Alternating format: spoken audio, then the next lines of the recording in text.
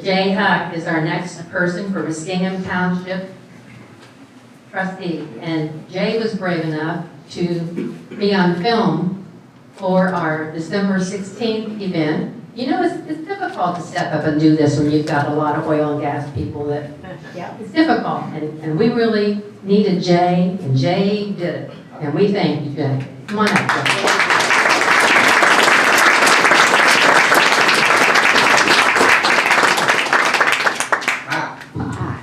Okay. I probably should stick to the script. You do what you want. You got 5 minutes.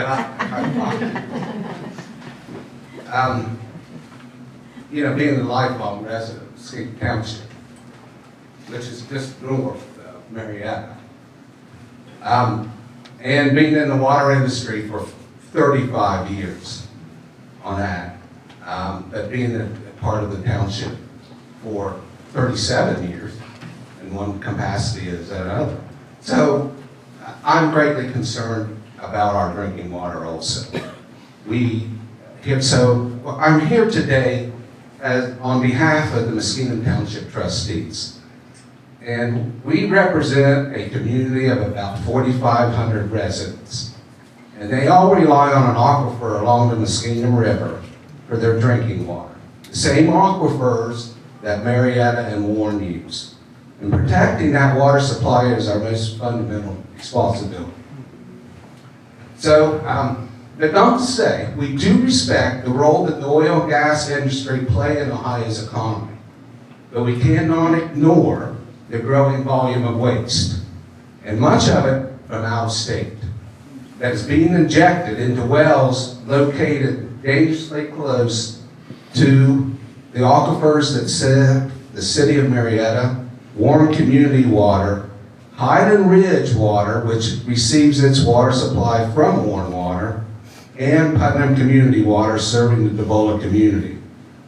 So we know that 4 injection wells already operate just outside of Marietta, and some that are within 2.5 miles of these water sources.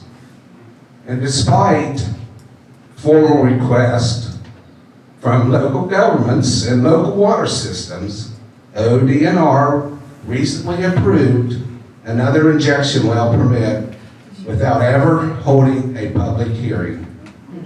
I want to say the risks are very clear.